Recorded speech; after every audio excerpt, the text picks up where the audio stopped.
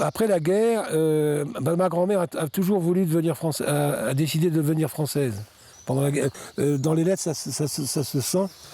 Et d'ailleurs, il y a eu de gros conflits avec la famille de son premier mari parce qu'il ne voulait pas qu'elle emmène ses enfants en France. Et elle a finalement emmené ses deux filles en France.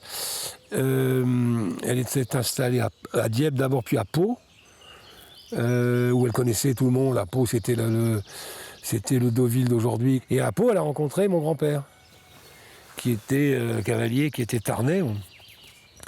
Et ils se sont mariés. Et elle est donc devenue française. Donc voilà. Et ils se sont installés dans le Tarn, dans une maison que mon grand-père avait héritée de sa mère. Et mon grand-père a élevé les deux petites anglaises. Et ils ont eu 4 enfants. Voilà, et ils ont vécu une vie. Mon grand-père était cavalier, il était champion du monde de saut en hauteur à cheval, donc très connu, genre c'était le Zidane de l'époque, quoi. Et tout ça dans un milieu très huppé, évidemment. Et ma grand-mère a régné sur le Tarn pendant 20 ans, elle leur donnait des balles gigantesques, des choses comme ça. Tous les nobliaux du coin étaient à genoux, quoi. Et tout ça, donc c'était un milieu qui était le même que le sien. Est arrivé ensuite la Deuxième Guerre, et ma grand-mère a repris du service comme infirmière sur le front, et elle a eu une deuxième croix de guerre, je crois. Je crois que c'est en 1940 qu'elle a eu la deuxième croix de guerre.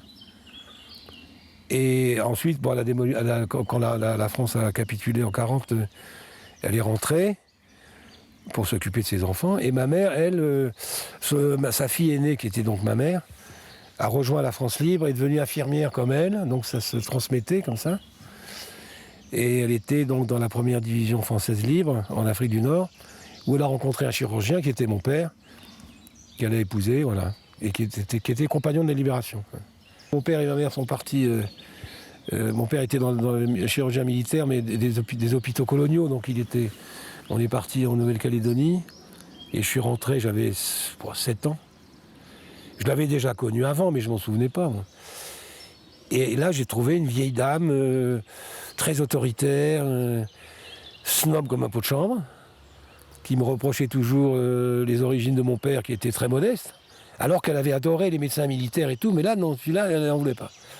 Parce qu'il épousait sa fille, bon, ça c'est normal. Moi, je l'aimais bien quand même, hein. Bon, c'est pas... J'étais son chouchou, de toute façon. Elle voulait que je devienne ambassadeur de France, Premier ministre, académicien, président de la République, je sais pas quoi. Mais elle se sentait très française. Alors qu'elle a toujours parlé le français avec un accent à couper au couteau. Elle parlait comme ça. Vraiment, c'est un scandale. Voilà. Mais elle disait, quand elle allait en Angleterre à Smedmore, dans sa famille d'origine, elle disait, nous, en France, nous faisons ci et ci et ça, ce qui les rendait fous. Mais quand elle était évidemment dans le Tarn, elle disait, oui, in England, we do this and this. Mais alors, c'était ce snobisme. Ma tante Juliette venait la voir, dans le Tarn, et quand elles se bouffaient le nez tout le temps. Ma grand-mère disait, j'ai toujours raison. La tante Juliette disait, non, c'est moi qui ai toujours raison. I'm always right. Elle s'engueulait du matin au soir.